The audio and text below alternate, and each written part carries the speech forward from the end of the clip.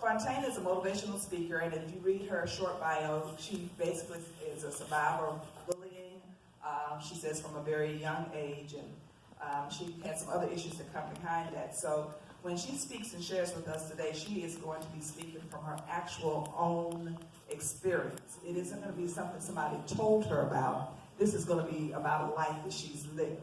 So again, it may generate some additional questions, but I'm going to start with asking her, what type of bullying did you experience as a teen growing up in Atlanta?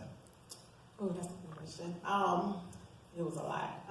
I've dealt with stuff that was actually insane to me. I came to school with people messing with me every single day, and I'm not exaggerating at all. I felt like it was these girls' job to bother me.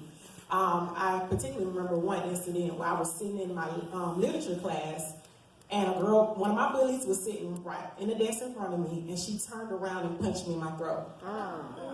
And I instantly felt the urge that I couldn't breathe. Like, I felt like my throat was closing because she punched me so hard. And I instantly just ran out of the classroom and went right down to the nurse's office, like instantly. And the teacher looked up and she didn't know what had happened. And I remember a girl wanted to fight me over 25 cents. Girls would be waiting for me by the bus. I dealt with bullies even in my neighborhood. It was a lot, and I'm not exaggerating when I mean every single day. I hated going to school, and my bullying started from the age, not the age, but the grade, 5th grade to 8th grade. So this is majority in middle school, but some of my bullies did follow me from 5th grade to middle school. Wow.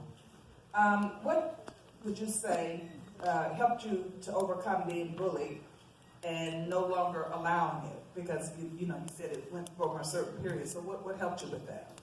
I went to counseling. I had a great 8th grade counselor. Her name was Dr. Myers, and she found out that I had attempted to commit suicide, and she ordered me to come to her office every single day, and I did exactly that. And I think the one thing I was missing was a friend, and she gave me that, and she helped me make a decision to decide not to allow it anymore. Now, when I decided not to allow it anymore, the fights started to come, because this was the time where I was just letting them, I let the girl punch me. I would let girls pull my hair. One girl tried to cut my hair. I'm sitting there not doing anything.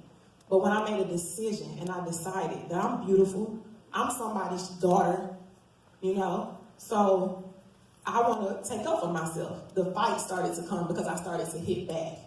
But they learned their lesson. They stopped. What do you feel like you were lacking in your life at that time to make you want to end your life? What do you think was missing when you had those thoughts and you made those attempts? There was a couple of things that were missing. Like I said, a friend. I don't know how many girls in here have issues with feeling alone. You could be in a room full of people and still feel alone. You can have 5 brothers and sisters and still feel alone. And at the time, my mom was going through a really bad divorce. I actually watched my mom go through a divorce and become depressed. And I'm my mama's baby. I'm the youngest. It's only 2 of us, but I'm her baby. And I spent a lot of time with my mom. So at this time, she was going through a divorce, and her attention was going another way. And she didn't even see what was going on with her baby girl.